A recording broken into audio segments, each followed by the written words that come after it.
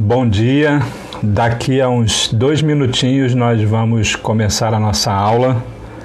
Já deixa o seu texto aberto aí em Mateus, capítulo 13, versos 31 e 32.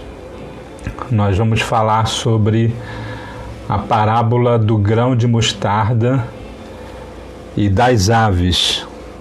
É um texto bem curto, 2 versículos só, e nós vamos então fazer menção sobre esses 2 textos. Bom dia. Hoje a gente vai talvez ter de fundo aí uma música tocando. O vizinho resolveu ouvir música, mas eu acho que não vai nos atrapalhar na nossa aula de hoje. Aproveita aí, abre a sua sala de vídeo, compartilha a aula com seu amigo, com seu familiar, e vamos estudar junto essa parábola do grão de mostarda e das aves. Mais um minutinho e a gente começa.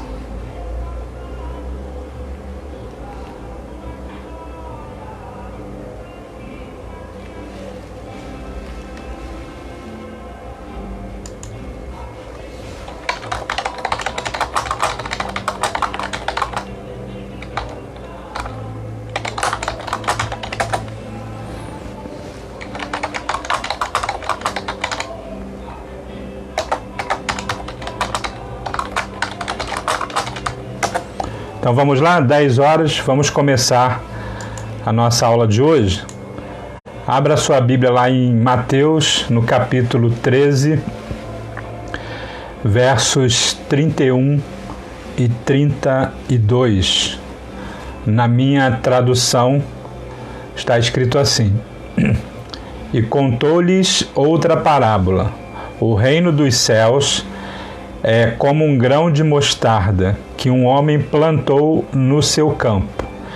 Embora seja menor dentre todas as sementes, quando cresce, torna-se a maior das hortaliças e se transforma como que numa árvore, de modo que as aves do céu vêm fazer os seus ninhos em seus ramos. Então esse é o texto dessa parábola, a parábola do grão de mostarda e das aves. Nós vamos estudar hoje essa parábola. Antes de falar propriamente da parábola, eu só quero lembrar do motivo pelo qual nós estamos estudando as parábolas de Jesus. Estudamos as parábolas de Jesus porque, segundo o próprio Jesus, o anúncio do reino não é feito de outra forma a não ser pelas parábolas. O texto de Mateus fala que Jesus não ensinava a não ser através das parábolas. Então, como a linguagem do anúncio do reino ela é melhor entendida através das parábolas, nós estamos estudando as parábolas de Jesus. Uma pessoa me perguntou no particular por que eu falo parábolas de Jesus. Ela pensava que parábola na Bíblia era só escrita ou só dita, só ensinada por Jesus. Então, aqui vai uma curiosidade. Nós temos parábolas na Bíblia desde o Antigo Testamento. Não foi só Jesus que falou em parábolas. Nós temos parábolas nas profecias também. Tem uma parábola que fala sobre o povo de Israel, onde o profeta diz que o povo de Israel é como uma vinha, que o dono da vinha prepara o lugar para a plantação, prepara a terra, prepara um lugar para que essa terra não seja uma terra árida, dá todo o cuidado possível, esperando que aquela vinha desse uvas boas, e no final da plantação, na colheita, quando ele vai provar da vinha, as uvas são uvas amargas, são uvas bravas. E aí a pessoa que conta a parábola, o profeta que conta a parábola, diz assim: o que mais o agricultor poderia fazer por essa vinha que ele não tenha feito, para que ela, no lugar de produzir uma uva boa, produzir uva amarga. Então nós temos parábolas em todo o texto bíblico, e por isso que eu me refiro às parábolas de Jesus, é o que nós estamos estudando agora.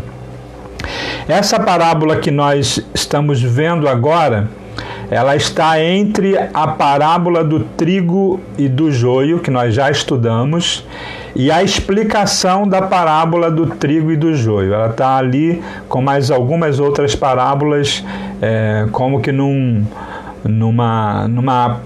entremeio dessas parábolas. Enquanto Jesus explica, antes de Jesus explicar a parábola do trigo e do joio, ele profere essa e algumas outras parábolas também. Jesus não se preocupa em explicar essa parábola, é uma parábola que ele não explica, que ele não dá explicação, e talvez por isso seja uma parábola de uma certa dificuldade de interpretação, porque como Jesus não explica nada sobre ela, as interpretações sobre essa parábola são várias. De fato, saber exatamente o que Jesus quis dizer quando ele proferiu essa parábola é um exercício teológico. Nós não vamos conseguir dizer que foi exatamente isso que Jesus quis dizer quando proferiu essa parábola. Nós temos algum referencial, algumas coisas que apontam para alguma interpretação dessa parábola. O fato de Jesus não ter explicado também essa parábola, talvez tenha sido uma das formas de Jesus começar a preparar os seus discípulos para aprenderem a lidar com essa interpretação da parábola. Então, uma forma didática de Jesus fazer os seus discípulos interpretarem as palavras que ele dizia através das parábolas. Quando nós nos voltamos para as parábolas de Jesus, e qualquer outra parábola, na realidade, um referencial para a interpretação, no caso das parábolas de Jesus, é que essas parábolas que Jesus está proferindo, elas sempre estão apontando para um período que vai da sua primeira aparição na Terra como ser humano até a sua segunda vinda, quando ele voltará à Terra numa outra época diferente da que ele veio aqui. Então Jesus está falando nessa parábola para várias épocas, e as interpretações que nós podemos dar a essas parábolas, elas podem atingir vários momentos da história da igreja. Essa parábola tem uma característica profética, ou seja, de anunciar algo que poderia acontecer naquele momento, mas que poderia ser um fato que aconteceria num tempo futuro. Então, não entendam profecia como uma visão do futuro somente. Profecia tem essa característica também de apontar o futuro, mas profecia tem a característica, e talvez a maior característica de uma profecia, é apontar alguma coisa que esteja acontecendo num tempo presente, num tempo atual. Mas nessa parábola, especificamente do grão de mostarda e das aves que estão ali na plantação da mostarda, Jesus olha para a sua época, para o seu momento atual, e estende esse olhar para a consumação dos tempos, e se refere a essa mistura que haveria de pessoas que estariam envolvidas com o seu reino, com o reino de Deus que ele estabeleceu naquele tempo. Então, essa é a característica profética da parábola do grão de mostarda e das aves. Há alguns fatores que eu acho importante nós abordarmos quando nós considerarmos estudar essa parábola. Essa parábola diz respeito ao processo do reino durante o princípio da história da igreja até os nossos dias. E até os nossos dias significa que enquanto esse processo de implantação do reino de Deus não for consumado, porque nós lemos, nós já estudamos na Bíblia, já vimos na Bíblia que vai existir um momento em que o reino de Deus se consuma aqui na terra, e enquanto esse reino de Deus não se consumar, a igreja sinaliza esse reino de Deus para que haja o momento da consumação, e enquanto nós não tivermos esse momento da consumação do reino de Deus aqui na terra, significa que a validade dessa parábola com características proféticas ela continua existindo. No que se refere ao procedimento divino de lidar com a humanidade, eu penso que a gente precisa destacar algumas coisas que Deus faz e que Deus mostra através de Jesus nessa parábola. Eu anotei 4 fatores, existem outros, mas eu quero falar com vocês sobre esses 4 fatores relacionados a como Deus lida num processo de relacionamento divino com a humanidade a partir dessa parábola. Primeiro, nessa previsão profética de Jesus Cristo, que é relativo ao curso dos acontecimentos em todo o reino de Deus, que envolve a fé cristã, daquele momento em que ela estava surgindo, que nem tinha esse nome de cristianismo, como eu já falei para vocês, até o momento da sua segunda volta, nos mostrado 2 aspectos desse reino, de como esse reino se apresenta. E o primeiro aspecto é o aspecto exterior, mostrado às pessoas. Se vocês observarem nas parábolas de Jesus, há parábolas que são contadas para o povo em geral, e há parábolas que são contadas para os discípulos em particular. Então, há esse aspecto exterior do conhecimento do reino de Deus, onde qualquer pessoa ouve Jesus falando, e há também um aspecto interior daquilo que Jesus entende ser o reino de Deus, e ele revela esses aspectos interiores do reino de Deus para os seus discípulos. E ele explica dizendo que talvez não haja nessa parcela de povo, de ouvintes da sua parábola, não haja ainda a condição deles compreenderem como vai ser estipulado, como vai ser estabelecido o reino de Deus. Por isso ele tem parábolas que falam diretamente com o povo e tem parábolas que falam somente com os seus discípulos. Um outro aspecto das parábolas, e dessa parábola em específico, é o ensino de Jesus nas parábolas é um ensino progressivo. Ele então vai revelando progressivamente qual é a intenção dele com o ensinamento das parábolas. Nós estudamos algumas semanas atrás 2 parábolas que falam de uma relação com uma plantação, né? A primeira, a parábola do semeador, a segunda, a parábola do trigo e do joio, e ali a gente percebe que Jesus vai progressivamente mostrando um conhecimento. Primeiro ele mostra, na parábola do semeador, por exemplo, que a semente é lançada. E depois ele explica os vários passos daquela semente sendo germinada no campo. Depois ele conta a parábola do trigo e do joio, e ele fala que foi lançado uma semente na terra pro dono da plantação, e um inimigo vem e planta alguma coisa junto, né? É na explicação que ele progride no conhecimento dos discípulos nessa parábola. A visão do crescimento externo do reino de Deus também é mostrado de forma progressiva nas parábolas de Jesus. O aspecto individual também das pessoas é mostrado também de forma progressiva, como o sujeito do reino de Deus se comporta de forma coletiva e como o sujeito do reino de Deus se comporta de forma singular, como pessoa no reino de Deus. Então, esses aspectos de progressão do conhecimento do reino de Deus estão explicados nas parábolas de Jesus.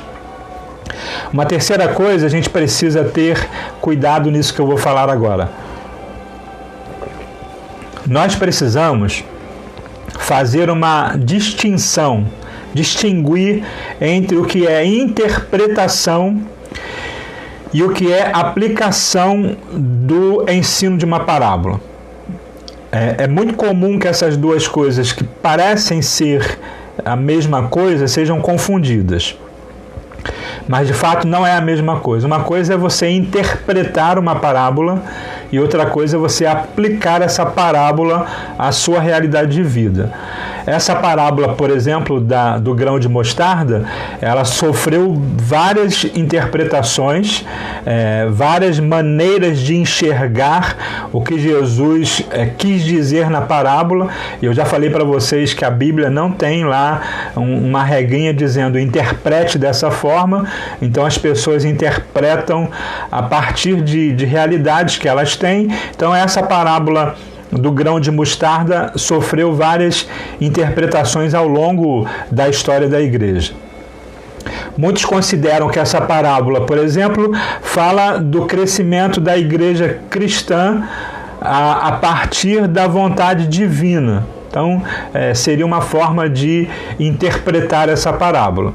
Outros, por outro lado, e um lado totalmente diferente desse primeiro que eu citei, entendem que essa parábola fala do crescimento, sim, da igreja, mas de uma forma anormal, fora do natural do que se deveria ser a igreja, e aí mostra o crescimento de uma igreja que é nominal, que só tem um título, mas que na verdade não reflete o reino de Deus. Então essas são duas principais interpretações da parábola do grão de mostarda.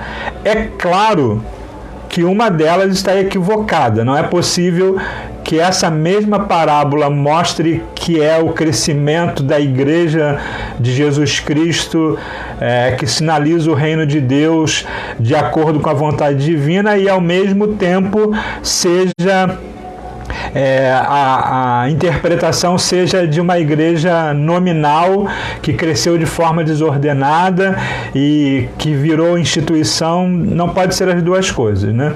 Os filósofos gregos já diziam que uma coisa não pode ser e não ser ao mesmo tempo. Então, nós vamos hoje pensar numa interpretação do crescimento da igreja a partir daquilo que Deus esperava dela como igreja que sinalizaria o reino de Deus. Esse é o nosso foco na interpretação dessa parábola. Ronildo, esse é o foco certo? Eu não ousaria dizer para você o que é certo nesse sentido, porque nós vamos saber o que de fato Jesus quis dizer exatamente sobre essa parábola quando nós pudermos perguntar diretamente para ele. Não é possível nenhum ser humano dizer taxativamente que Jesus quis dizer exatamente isso quando proferiu essas parábolas. Como eu disse no começo, alguns sinais apontam para uma interpretação, e a interpretação que eu entendo ser a mais adequada está sendo feita a partir desses sinais que apontam para o crescimento da igreja a partir de uma vontade divina. Quarto, cada uma dessas parábolas do reino, ela deve ser interpretada, e não é só essa parábola somente do grão de mostarda, mas todas que falam do reino de Deus, elas devem ser interpretadas dentro dos seus limites impostos, ou seja, não é possível que eu interprete essa parábola de forma adequada pensando num tempo que não seja o tempo da minha existência. Por um motivo simples até, eu não tenho como interpretar uma parábola pensando no dia de amanhã, porque o dia de amanhã não está no meu controle. Então, eu preciso pensar na parábola e na aplicação da parábola a partir de um tempo presente, ou seja, eu posso pensar nela e interpretar e aplicar desde o começo da história da igreja até o dia de hoje. Nos próximos 10 minutos eu não está no meu controle mais. Nos próximos 3 minutos, 4 minutos não está mais no meu controle. Então, o tempo de aplicação e de interpretação da parábola é o tempo presente. O ensinamento dessa parábola é um ensinamento profético que tem a sua percepção num cumprimento histórico, ou seja, é na história da igreja que nós percebemos o cumprimento desta parábola, é na história estabelecida da igreja que nós percebemos o cumprimento dessa parábola. Talvez seja por causa disso, dela se mostrar no cumprimento histórico da igreja, que haja algumas interpretações diferentes sobre ela. E muitas vezes, na tentativa de entender essa parábola, há alguma interpretação errada da história da igreja, né? A gente precisa tomar cuidado quando olhar para essa parábola, para não entender a igreja como sendo algo que não é para o qual ela foi criada. O nosso entendimento hoje gira em torno desses 3 elementos centrais da parábola: a semente do grão de mostarda, a grande árvore ou a grande hortaliça que cresce e as aves do céu. Então são esses 3 pontos principais da nossa parábola. A gente costuma dizer, e diz de forma equivocada, que o grão de mostarda é a menor semente existente. Não é. Existem outras sementes menores, mas para os tempos de Jesus, o tempo que ele proferiu essa parábola, o que eles conheciam, o conhecimento do povo de Israel sobre botânica, entendia que esse grão de mostarda era o menor grão possível. Vou dar um exemplo prático para vocês. Quem é que não achou maravilhoso comprar uma uva no mercado e, ao morder a uva, perceber que essa uva não tem semente? E aí a gente pensa que essa uva não tem semente. Na realidade, a uva tem semente, mas houve um tratamento genético na uva para que a semente dela tivesse a mesma textura da sua polpa. E aí a gente come a semente sem perceber que não há semente ali. Então, se a gente fosse comparar o grão de mostarda com aquela uva que a gente compra que não tem semente, entre aspas aí, a gente poderia dizer que a Bíblia está falando uma mentira, porque tem sim uma fruta com a semente tão pequena que a gente come e nem percebe. Ocorre que nos tempos de Jesus era impossível pensar nessa fruta, nessa uva que a semente é imperceptível. Então, a gente precisa compreender os tempos em que Jesus está vivendo para entender essa narrativa que Jesus está fazendo. Vou dar um outro exemplo para vocês. Quando nós lemos lá no Apocalipse que uma estrela cai do céu e destrói e mata a terça parte dos seres viventes, da terra, dos ares e dos mares. A gente olha hoje para o nosso sol, que está brilhando bonito lá fora, a gente percebe que é um astro de muita grandeza. Se a Terra se mover alguns metros da posição que ela está, a gente pode ter uma catástrofe na Terra porque se aproximou muito do Sol. O nosso Sol é conhecido cientificamente como uma estrela de quinta grandeza, ou seja, existe ainda outras estrelas muito maiores que o nosso Sol. E aí o escritor lá do Apocalipse diz assim: veio uma estrela, caiu do céu e matou a terça parte dos habitantes dos mares, dos ares e da terra. Ora, para João, que escreve o Apocalipse, ali na ilha de Patmos, num êxtase, ele não tem o conhecimento que nós temos agora, que eu disse para vocês que o Sol é de uma estrela de quinta grandeza. Ele não tem. O que ele sabe é o seguinte: o que tem no céu de dia é o Sol, o que tem no céu de noite é a Lua e as estrelas. E ele vê então algo caindo do céu, que ele identifica que não é a Lua e que não é o Sol. E aí o que sobra para ele é a estrela. Então ele diz que uma estrela cai do céu e produz essa mortandade toda. É possível que João esteja falando de um meteoro ou de um cometa que esteja atingindo a Terra, mas ele não tem conhecimento para isso, logo ele fala daquilo que é próprio do seu conhecimento. Então o que nós conhecemos como grão de mostarda, ele não cresce a ponto de ser chamado de árvore. Essa é uma questão de tradução do texto bíblico, mas o que nós conhecemos como grão de mostarda aqui no Brasil, por exemplo, como plantação de mostarda, também não tem essa característica que o texto bíblico nos diz de ser uma plantação que cresce muito alto a ponto das aves conseguirem se abrigar nela e fazer ninho nela.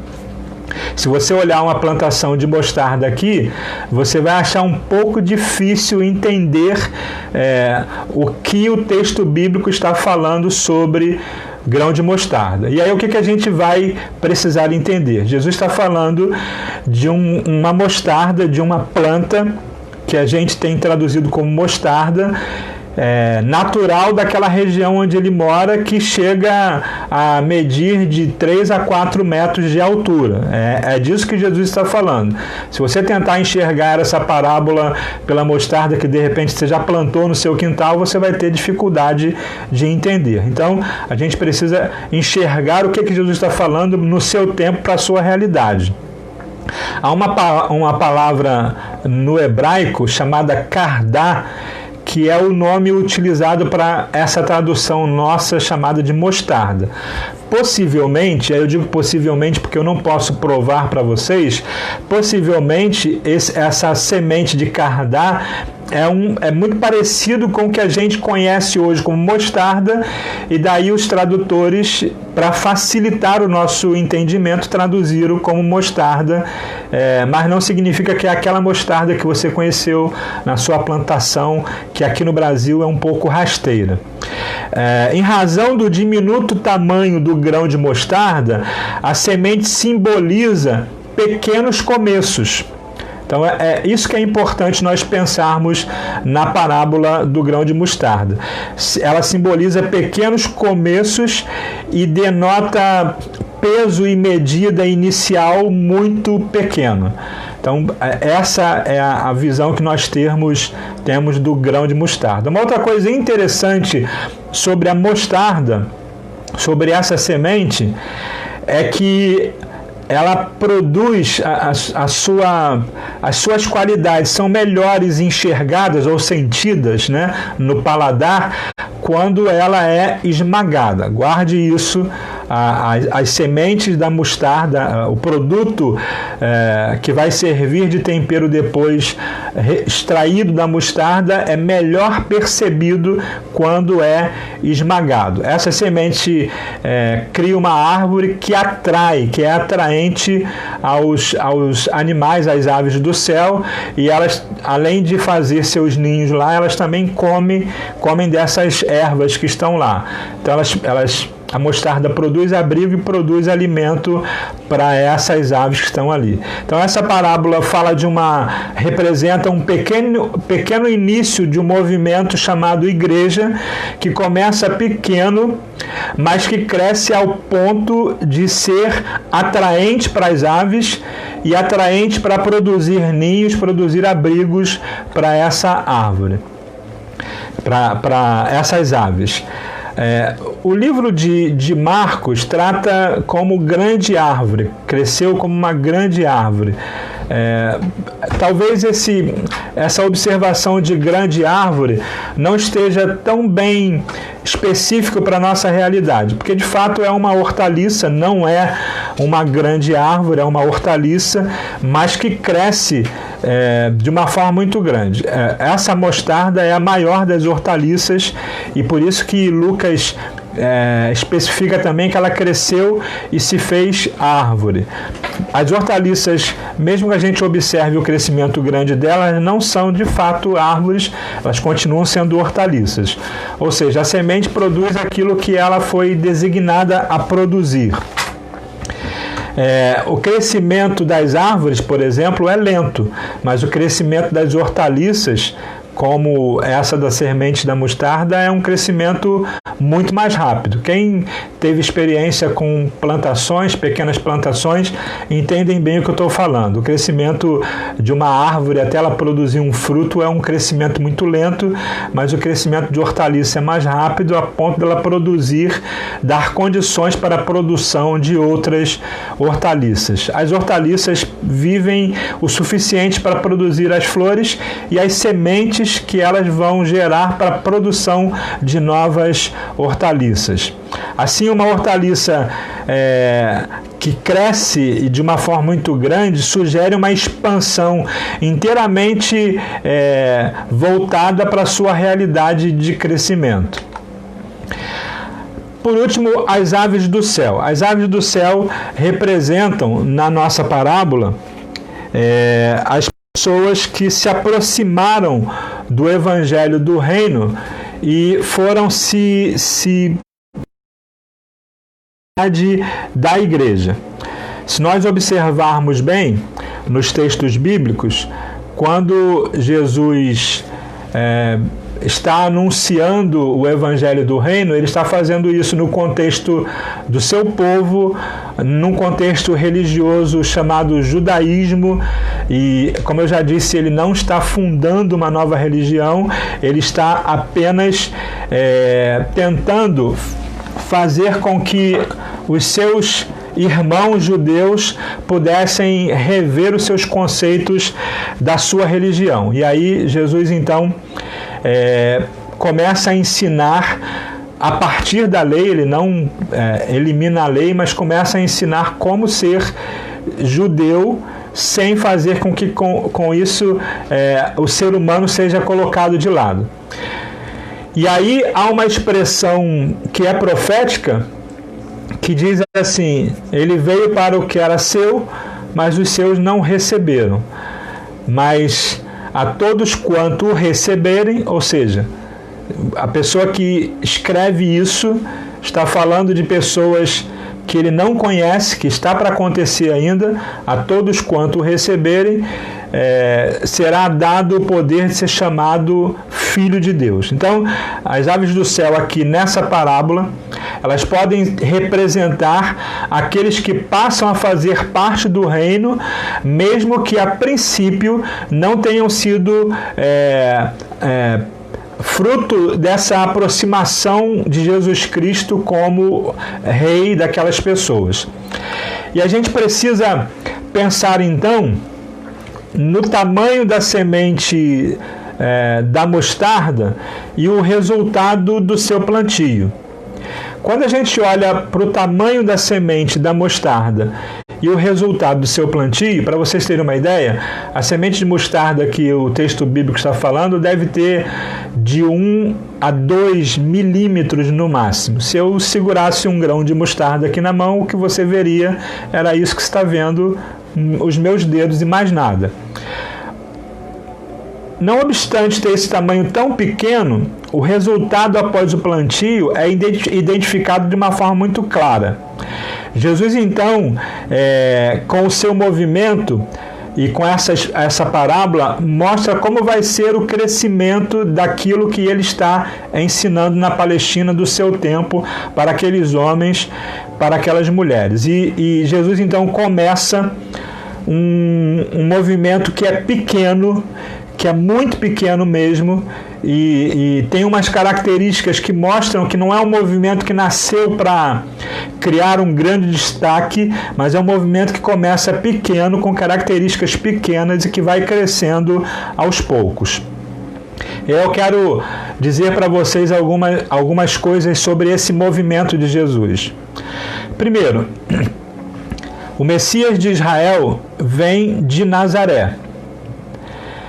Dizer isso hoje, sem o conhecimento do que era Nazaré naquela época, é muito muito superficial. Para vocês terem ideia do tamanho de Nazaré nos tempos de Jesus, Jesus nasce em Belém, e aí depois que ele nasce, há uma perseguição de Herodes às crianças que nasceram, e aí o pai de Jesus, José, ele é avisado em sonho e eles fogem para o Egito e se escondem lá até que essa perseguição não seja mais uma realidade. Aí, de novo, o pai de José é avisado que já pode voltar para sua terra. No lugar de voltar para Belém, ele volta para Nazaré. Por isso que Jesus é conhecido como Jesus de Nazaré e não Jesus de Belém. Então, Jesus volta para Nazaré. Para vocês terem uma ideia, Nazaré é uma cidade, não pode nem ser chamada de cidade do ponto de vista geopolítico da época, mas é uma cidade que tem praticamente 50 habitantes, né? Talvez na vila onde você mora, na rua onde você mora, nas 5 casas da direita, 5 casas da esquerda, tenha mais do que 50 pessoas convivendo contigo cotidianamente. Então a cidade de Nazaré é uma cidade minúscula, que tem no máximo 50 pessoas como habitantes. Além disso, Nazaré não é muito bem vista como cidade no meio do povo de Israel. Quando Filipe encontra Natanael, você pode ver isso lá no Evangelho de João, no capítulo 1, verso 45 e 46, quando ele encontra Natanael, ele diz assim: achamos aquele sobre quem Moisés escreveu na lei, e a respeito do qual os profetas também escreveram, Jesus de Nazaré. Aí o Natanael, incrédulo, pergunta, né? Nazaré? Pode vir alguma coisa boa de Nazaré? Porque de Nazaré não se esperava nada. Então vejam que o começo do movimento de Jesus é um começo pequeno, como um grão de mostarda. De Nazaré não se espera muita coisa. De Nazaré não se espera grandes coisas. Não se espera que coisa boa venha de Nazaré.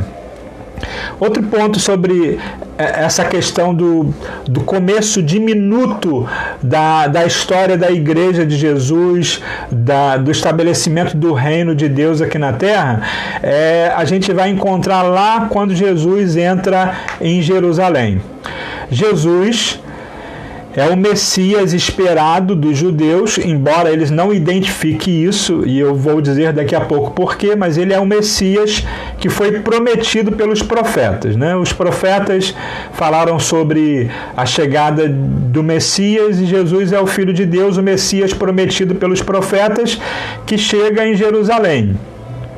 Só que a perspectiva judaica desse Messias era uma perspectiva política, alguém que pudesse vencer os inimigos. Jesus, então, ele entra em Jerusalém, não montado num belo cavalo, num cavalo de um general, mas ele entra montado num jumentinho, né?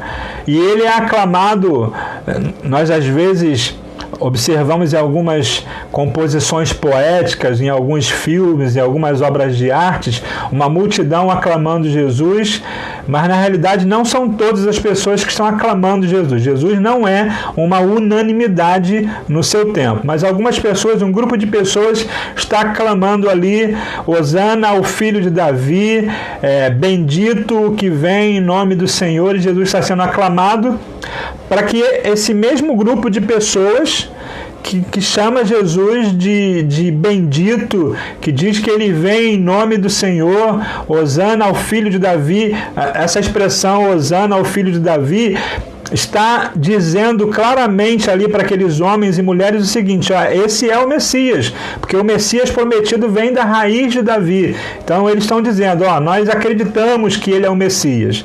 Então esse mesmo grupo de pessoas que está falando isso, dias depois o discurso dessas pessoas será outro, totalmente diferente. Vai gritar: solta Barrabás, crucifica Jesus, que o sangue dele caia sobre a nossa cabeça e a cabeça dos nossos filhos. Dessa forma, Jesus é um rei meio que caricato, é uma caricatura de rei, que não tem características de rei. Para vocês terem uma ideia, lá na cruz onde Jesus foi crucificado, tinha lá uma placa, uma inscrição, e era comum existir essa inscrição. Na inscrição de Jesus está escrito: Jesus Nazareno, Rei dos Judeus. Nós olhamos para essa inscrição hoje, olhando para a cruz sobre a ótica da fé cristã, nós dizemos assim: ele foi aclamado como rei, mas na realidade a placa da cruz mostrava o crime que o crucificado havia cometido. Então, no ladrão que estava à direita, no ladrão que estava à esquerda, também tinha uma placa dizendo que ele roubou, que ele matou, que ele foi contra o Império Romano. Nós não sabemos. E na placa de Jesus, o crime cometido ele disse que era rei dos judeus. É uma placa que ela é tanto acusatória de que esse é o crime, ele está dizendo que é rei dos judeus, quando o rei dos judeus, nesse momento, politicamente falando, era o César, era o imperador romano. É uma indicação do crime que ele cometeu, mas também é uma ironia. É como se os romanos dissessem assim: esse é o rei de vocês, e nós fizemos isso com o rei de vocês. Aquele rei que vocês achavam, que os profetas diziam que seria um grande rei, esse é o rei de vocês. O rei dos judeus está aí nessa cruz, e fomos nós, romanos, que colocamos esse rei nessa cruz. Um outro aspecto do início bem pequeno do movimento de Jesus é o chamado dos discípulos. Vocês acham que nos tempos de Jesus não existiam pessoas mais preparadas para pregar o Evangelho? É claro que deveria existir. Por exemplo, Paulo, depois de Jesus comissionar, chamar 12 pessoas, ele é chamado para pregar o Evangelho. Paulo é uma pessoa capacitada, uma pessoa de dupla cidadania, que falava os idiomas daquele tempo, que tinha conhecimento profundo da lei. Diz o texto bíblico que ele aprendeu aos pés de Gamaliel, um grande líder, um grande rabino judeu. E aí Paulo era capacitado, mas na hora de escolher com quem Jesus inicia o seu movimento para implantar o reino de Deus, ele não escolhe pessoas que são muito capacitadas. Na realidade, Jesus escolhe as pessoas de menor capacidade intelectual e pessoas que sequer têm uma capacidade, que têm uma identificação moral com o povo, né? Jesus chama lá os seus primeiros discípulos. Eu destaco dentre eles aqui, de pessoas comuns, eu destaco a Pedro, que embora se torne depois um dos principais na história da igreja, é de Pedro o discurso no dia de Pentecoste, onde ele fala, e depois que ele fala, quase 3.000 almas perguntam. Não há um apelo. Pedro não fala: quem quer aceitar Jesus, levanta a mão. Pedro não faz isso, não há um apelo. Há uma crítica: olha, vocês mataram os profetas, mataram aqueles que vieram antes de vocês, os seus pais, os vossos pais fizeram isso, mataram aqueles que vieram antes anunciando Jesus, e agora vocês mataram Jesus. É um dedo na ferida, e aí depois dessa pregação, dedo na ferida, apontando a culpa daqueles homens e daquelas mulheres, as pessoas é que dizem: e agora? O que a gente faz? Diante disso tudo que você falou, o que a gente faz? E aí o Pedro diz: arrependam-se e sejam batizados. E aí quase 3.000 almas são batizadas naquele dia. Então Pedro, que é um dos principais na história da igreja no começo, é uma pessoa rude, é uma pessoa que não é letrada, é uma pessoa que não é sequer uma pessoa mansa, tem um temperamento muito intempestivo, uma pessoa rude mesmo, uma pessoa grosseira. Então Jesus começa o seu ministério chamando pessoas de simplicidade, de novo mostrando que o começo do ministério de Jesus, do movimento de Jesus, não é um começo grande, maravilhoso, com grandes personalidades, mas é um começo bem pequeno. O Messias esperado por Israel é aquele que devolveria a glória que existia nos tempos de Davi, nos tempos de Salomão. Essa era a ideia que o povo de Israel tinha desse Messias. A glória do tempo, daquele templo maravilhoso que Salomão havia construído, em que pessoas do mundo inteiro vinham ver como era esse reino, pessoas vinham se aconselhar com Salomão, aprender com Salomão. O mundo inteiro então buscava no reino de Salomão algum tipo de aproximação, porque era um reino de uma forma muito grande, de uma forma muito expressiva, como está escrito no texto bíblico. Esse Messias, então, esperado por Israel, é esse Messias desse tempo, de um tempo maravilhoso, de um tempo grandioso. O Messias que chega, de fato, o Messias que é Jesus, é alguém que entra nesse templo de Salomão, que está reconstruído após uma catástrofe, após uma destruição no tempo do cativeiro que eles tiveram. Ele entra nesse templo, mas ele não entra para restabelecer glória no sentido do que os judeus esperavam. Ele entra para desbancar, para destronar os que se utilizam do templo como fonte de renda própria. E ainda diz profeticamente que daquele templo não sobraria pedra sobre pedra. É esse o Messias, contrastando com aquele Messias esperado de um tempo glorioso que entra na história de Israel, que entra no templo não para tornar aquele templo mais grandioso, mas entra para desbancar todo aquele que utiliza o templo como fonte de renda. O templo de Israel não foi criado para ser fonte de renda. Aqueles homens vendendo dentro do templo, fazendo troca de moeda, é a desvirtuação do templo de Israel. Só um parênteses aqui, uma outra desvirtuação do templo de Israel é aquela narrativa onde uma mulher entra no templo e entrega lá a sua última moedinha. Muitos pastores, nós pastores, às vezes usamos esse texto de forma equivocada para ressaltar o quanto aquela mulher foi fiel a Deus entregando a última moedinha. Na verdade, o que Jesus está mostrando ali é fazendo uma crítica, porque aquela mulher, ela tinha que entrar naquele templo e dizer: eu só tenho essa moeda aqui. O sacerdote da tribo de Levi, o sacerdote do templo de Jesus não é da tribo de Levi, é um sacerdote que comprou o seu cargo, é um cargo comprado à custa de corrupção. Ele olha para aquela moedinha da mulher e ele não faz o que deveria ser feito. O que deveria ser feito? Ele olhar para a moedinha e falar: mulher, guarda a tua moeda, vai aqui, ó, aqui atrás tem uma despensa, pega lá a comida que você precisa para viver, volta depois quando você puder. Se você tiver dinheiro, você contribui. Se você não tiver, você vai na despensa de novo e pega o mantimento e vai para a tua casa para viver. O que esse sacerdote corrupto que comprou o seu cargo faz é: me dá aqui a sua moeda e morra de fome daqui para frente. Então essa é uma desvirtuação do templo, e é por isso que Jesus não entra no templo para torná-lo grandioso, mas entra no templo para desbancar os vendilhões do templo, que ocupam o templo de forma equivocada, que usam o templo para o seu próprio sustento.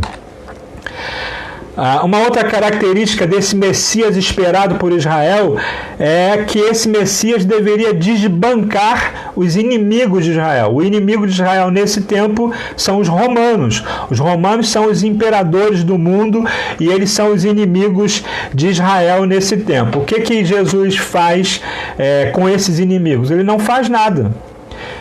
Ou o que ele faz com esses inimigos? Ele, por exemplo, quando Pedro corta a orelha do soldado romano, ele não repreende o soldado que veio prendê-lo. Ele repreende o Pedro que cortou a orelha do soldado. Ele pega a orelha do soldado e coloca no lugar e diz para Pedro: você que está ferindo com a espada vai ser ferido. E o que o Messias esperado por Israel difere do Messias que veio para Israel? É porque o Messias esperado por Israel é grandioso, é aquele que vai vencer os seus inimigos, e o Messias que chega em Israel é o Messias que é crucificado, que do alto da cruz, no lugar de bradar com voz forte e exterminar os inimigos, ele diz: Pai, perdoa, porque eles não sabem o que fazem. Os seguidores do Messias esperado de Jesus também são diferentes dos seguidores de Jesus. Os seguidores do Messias esperado por Israel têm uma diferença dos seguidores de Jesus. Os seguidores do Messias que Israel esperava são aqueles que marchariam vitoriosos em glória e majestade, porque o Messias venceu os inimigos. Mas os seguidores desse Messias chamado Jesus, eles marcham também, mas eles marcham para a sua própria morte. A igreja que Jesus estabelece não é uma igreja vitoriosa no sentido de que ela, no seu núcleo inicial, pôde todas as coisas. Não, ela é uma igreja sofredora, é uma igreja que reflete as características daquele que criou a igreja, porque Jesus é o servo sofredor predito pelos profetas. Então essa igreja é uma igreja que marcha sim, mas ela não marcha para a vitória, ela marcha para a sua própria morte. Ela marcha para ser testemunha. Quando Jesus fala sobre o papel da igreja, ele diz: vocês vão ser minhas testemunhas, tanto aqui quanto acolá até os confins da terra. Testemunha é uma palavra do grego que tem o sentido de martírio, de alguém que foi martirizado, ou seja, que morreu por alguma causa ou por alguém. Então, ser testemunha é estar disposto a morrer. Então, a igreja não marcha para a vitória, a igreja marcha para a sua própria morte, e essa é outra característica desse começo pequeno do ministério de Jesus, do movimento de Jesus. Esses pontos que eu coloquei para vocês mostram o quanto a parábola do grão de mostarda descreve a dimensão do reino de Deus, onde não há nenhuma glória em ser participante de um reino cujo rei não é aclamado como os outros reis eram aclamados. O discurso, então, da igreja de dizer que nós somos príncipes, porque nós somos filhos do rei, da forma como é dito, é um discurso equivocado. Você já deve ter visto aí andando pelo trânsito uma placa lá no carro dizendo: eu não sou dono do mundo, mas eu sou filho do dono, eu sou filho do rei. E isso não faz o menor sentido com essa aplicação que está tendo da frase. É lógico que nós somos filhos de Deus, e Deus é soberano sobre todo mundo, mas a intenção de nós sermos filhos de Deus por adoção em Jesus não é nos fazer poderosos, não é nos fazer alguém que detém todo o poder, não é nos fazer alguém que pode todas as coisas.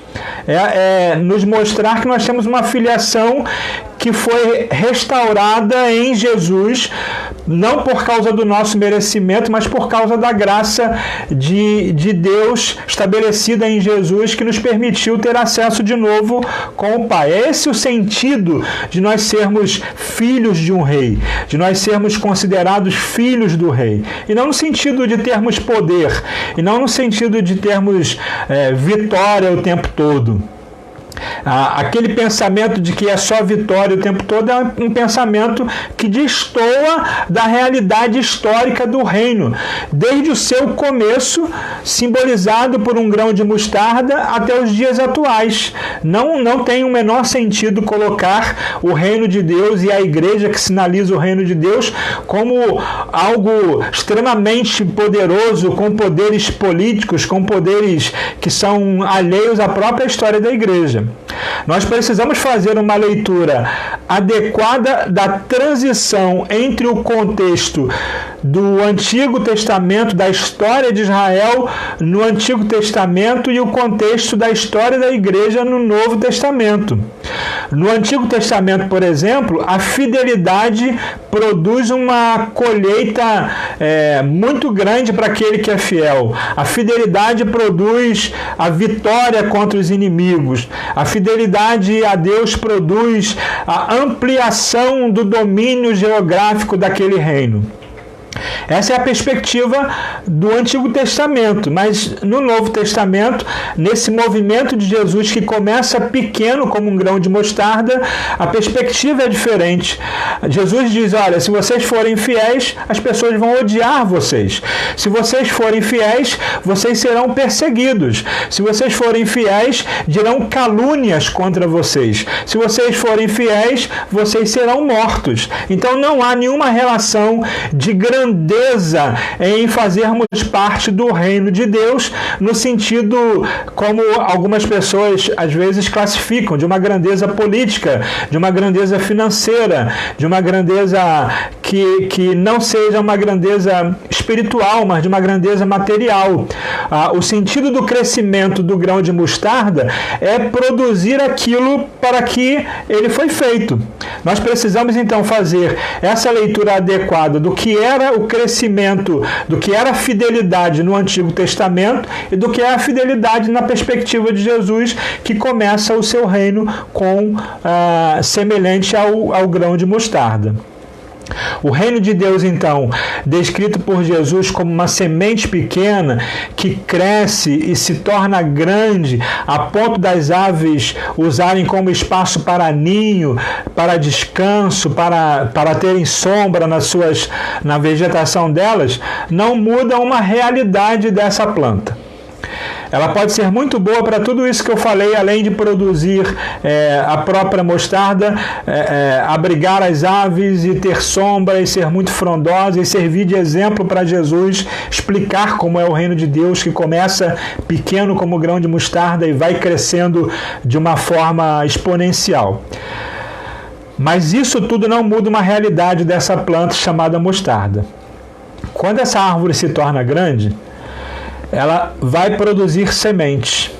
E o que é interessante perceber é que quando você chegar lá no pé da mostarda, seja ele de que qualidade for, se você plantou aquela semente pequenininha lá no solo, aquela semente morreu, porque toda semente para germinar tem que morrer, aquela semente morre e ela começa a florescer e cresce uma grande planta, uma mostarda grande. E aí tem todos os efeitos possíveis que você possa ter dessa planta, mas tem um detalhe que não muda nunca, não vai mudar nunca. A próxima semente que essa mostarda vai produzir, ela será pequenininha também. Você não vai ver nenhuma semente de mostarda crescer a 2, 3 metros, 4 metros e produzir uma semente do tamanho de uma jaca. Não vai ter. Você não vai conseguir encontrar isso. Você não vai encontrar uma mostarda com a semente pequenininha crescer e produzir uma semente do tamanho de uma semente de abacate. Você não vai conseguir observar isso. Ou seja, a árvore que se torna grande não produzirá sementes grandes. A hortaliça que se torna grande produzirá semente do tamanho que ela foi quando ela era semente. Não interessa se ela cresceu de uma forma muito grande. Não interessa se ela cresceu de uma forma exponencialmente grande. Na hora de produzir semente, ela vai produzir uma semente desse tamaninho que você não consegue enxergar se eu tivesse nas minhas mãos. Então a igreja que é sinalizadora do reino, que entende isso, não busca se tornar grande. Ela busca cumprir o seu papel de gerar outras sementes pequenininhas, porque ela sabe que essa semente pequenininha, quando lançada no solo adequado, quando lançada no solo próprio, ela vai morrer, ela vai germinar, vai produzir uma plantação frondosa, vai produzir muitos frutos para gerar de novo uma semente pequenininha que vai cumprir esse ciclo, e esse ciclo vai ser revitalizado e regerado o tempo todo. Mas as sementes produzidas serão sempre sementes pequenas. O grande problema da igreja moderna é achar que começa pequeno e a partir de um crescimento vai produzir só coisas grandes. Todas as coisas serão extremamente grandes, potentosas, poderosas, e nós vamos ocupar os lugares na nossa sociedade, nós vamos estabelecer os lugares na nossa sociedade, e a igreja acaba usando o texto bíblico como palavra mágica. E aí pega um texto que foi dito a Israel, por exemplo, que dizia que onde Israel colocasse a planta do pé, aquele lugar seria de Israel, e acha que esse é uma palavra mágica para os dias de hoje, onde a igreja vai colocar a planta do pé, tudo vai mudar no sentido de que tudo vai ser muito mais fácil. Na realidade, onde a igreja que sinaliza o reino de Deus coloca o seu pé, ela tem que incomodar as estruturas desse lugar. Se ela coloca o pé em algum lugar e não há incômodo nenhum, não há balanço de estrutura nenhum, ela não está cumprindo o seu papel de sinalizadora do reino. E aí ela é semente pequena. Ela deveria ser semente pequena para crescer, mas ela não cumpriu o seu papel de semente pequena para crescer, não denuncia as opressões, não denuncia as estruturas de poder que são opressoras, e aí não cumpre seu papel de sinalizadora do reino de Deus.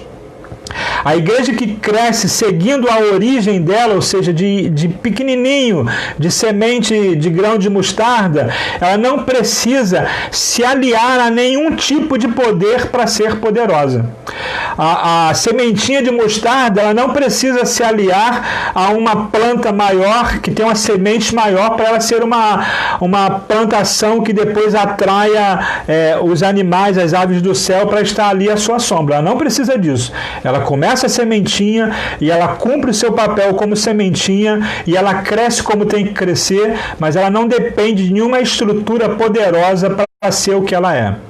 A igreja que cresce e não segue essa origem de crescimento a partir do que é pequeno, ela está se associando a coisas que são grandes para poder crescer. E esse não é o papel da igreja. O papel da igreja, quando se aproxima de alguma situação ou quando se estabelece em algum lugar, é anunciar o reino de Deus. E o reino de Deus causa incômodo. O reino de Deus causa balanço em estruturas que não querem ser balançadas. O reino de Deus existe para destronar poderes que não deveriam ter sido estabelecidos, para destronar poderes que deveriam nunca ter sido estabelecidos. Esse é o papel da igreja como sinalizadora. Então, quando você olhar para a igreja, para o reino de Deus anunciado por Jesus, e ele compara o reino de Deus a essa sementinha pequenininha, você deve pensar em duas coisas, e aqui eu finalizo a fala de hoje. Primeiro, nós nascemos para ser o que nós devemos ser. Nós não nascemos como igreja para ser mais do que isso. E nós, como igreja, nascemos para anunciar o reino de Deus. Quando eu entendo que, como igreja, eu preciso ocupar lugares de destaque, eu não estou sendo aquilo para o qual a igreja foi chamada para ser. A igreja não foi chamada para ocupar lugares de destaque. A igreja foi chamada para ser semente. E semente pequena. E semente que vai ao solo, que morre para poder germinar. Esse é o primeiro ponto. O segundo ponto é: nunca considere você mesmo, nunca se considere como pequeno demais para fazer alguma coisa no reino de Deus. Percebam que a comparação que Jesus faz da semente de mostarda é clara nisso. É bem pequeno, mas é grande o suficiente em Jesus, não nela mesma, grande o suficiente naquele que criou a semente, naquele que estabeleceu a semente, para produzir uma plantação que vá crescendo de forma exponencial, muito maior do que o princípio da semente. Mas não se iluda. Você é semente pequena, nós somos sementes pequenas para produzir árvore frondosa, hortaliça grande, mas não para produzir sementes que são diferentes do que uma semente pequena. E é nessa semente pequena que o nosso Pai, Deus, que o nosso Senhor, Jesus, vai produzir em nós os frutos que Ele precisa produzir. E é com essa semente pequena que o reino de Deus será estabelecido.